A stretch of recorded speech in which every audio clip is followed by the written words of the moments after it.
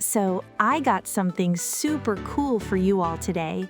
Welcome back to the Serena English Podcast. I'm your host, Serena, and I'm here with the one and only Victor. Hey everyone, great to be back.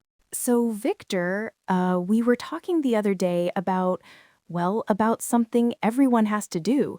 It's like the first thing you ever do when you meet someone new, introducing yourself. Oh, yeah, absolutely. It's fundamental, right? But it's also where, a lot of people get stuck or feel a bit awkward, especially in a new language.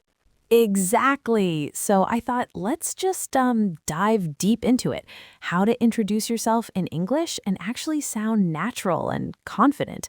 I want all the secrets from you today. You got it. I'm totally ready to share the tips. It's going to be fun. Okay, so where do we even start? Like the absolute basics. Hello, my name is. Is that it? That's a great starting point. My name is perfect, super clear. You can also say I'm, which is, a bit more casual. So I'm Victor or my name's Victor. Both are totally fine. Okay, I'm feels a little more friendly, I guess. Exactly. And then you've got where you're from. You can say I'm from Canada or I come from Canada. I'm from is way more common in everyday chat. Right, so, hey, I'm Serena and I'm from the US. Simple enough.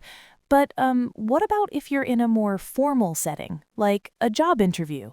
Good question. So in a formal setting, you'd probably stick with the full my name is.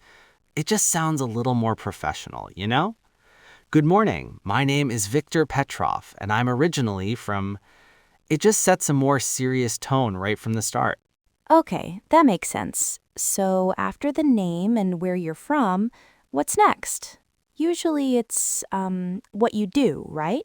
Yes, the what do you do question. So you can be super direct. I'm a graphic designer, or I work as a software engineer. If you're a student, I'm studying psychology at whatever university. Or even more casually, I'm a psych major. A psych major. I like that. It sounds really natural. But what if your job is like complicated? How do you explain it without boring someone to death? Yeah, that's a real challenge. The key is to have a simple one-sentence description ready. Instead of saying, I optimize synergistic workflows for a multinational logistics conglomerate, which is, wow. Yeah, I have no idea what that means. Right? Nobody does. You just say I help big companies get their products to people more efficiently. Or I basically manage shipping projects. Simple, understandable, and it invites them to ask more if they're interested. Ooh, I love that tip. It's about being relatable. Okay, so we've got name, location, job. What if it's a more social setting, like a party? You probably don't just talk about work. Totally. That's when you bring in your interests. And the way you phrase it matters a lot. Instead of a flat, I like hiking, you could say something like, in my free time, I really love getting out and hiking. Or lately, I've been getting really into photography. Why is that better? It's longer. It is, but it sounds more passionate, you know? It gives more detail and personality. I've been getting into suggests it's a new and exciting thing for you. It's an instant conversation starter. Someone can jump in with, oh, cool, what kind of photography do you do? Right. It opens a door for the other person to walk through. That's really smart. So it's not just about giving information, it's about creating a connection. Exactly. You nailed it. It's all about connection. So we've kind of touched on this, but I want to make it super clear. The difference between, say, introducing yourself to a new boss versus someone at a coffee shop. Can you give me like 2 clear examples? Good morning, Mr. Smith. My name is Victor. It's a pleasure to meet you. I'm the new project manager joining the team. Okay, very proper. Right. Now, informal coffee shop introduction. Hey, I'm Victor. Is the seat taken? This place has the best coffee, right? You see the difference, the energy, the vocabulary, everything. Wow, yeah. The second one starts with a comment, not even a direct introduction. It's more about, sharing an experience first.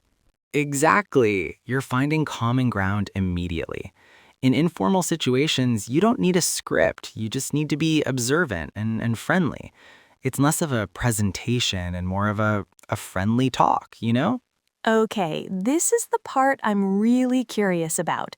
What are the biggest mistakes you see learners make when they introduce themselves? Oh, great question. The number one mistake is probably information dumping, just listing facts. My name is Victor. I am 32 years old. I am from Canada. I am a teacher. I like dogs. Uh-huh. It sounds like a robot. It does. It's a monologue, not a conversation. Remember, an introduction is a real conversation. You share a little bit and then you ask a question back. I'm Victor. What's your name? Or I just moved here from Toronto. Are you from around here? Always give them a chance to talk. Okay, so ask a question back. That's a huge takeaway. What's another mistake? Apologizing for your English. So many people start with, sorry for my bad English, but my name is... Don't do that. It immediately lowers their status and makes the other person feel a little awkward. Your English is fine. Be confident. Just jump right in. That's such a good point. Confidence is everything, even if you, make a small mistake. More than everything. People respond to confidence way more than they respond to perfect grammar. I promise. Okay, so for our listeners on the Serena English Podcast, let's wrap up the main part with, your top 3 tips for sounding super natural, the little tricks. Okay, top 3. Let's see. First, use contractions. Always. I am becomes I'm. It is becomes it's. It's the fastest way to sound less like a textbook and more like a real person. Contractions. Got it. What's number 2? Well, the right way. A little, like, or so at the beginning of a sentence makes you sound like you're thinking, not reciting a speech. It adds a human rhythm. Interesting. So don't be afraid of not sounding perfectly polished. Never. Perfect is boring. And my third tip is use intonation. Your voice should go up and down. When you say, I'm really into photography, let your voice show that excitement. Don't say it like a flat line. The music of your voice is just as important as the words themselves. The music of your voice. I love that. Wow. Okay, this has been so helpful.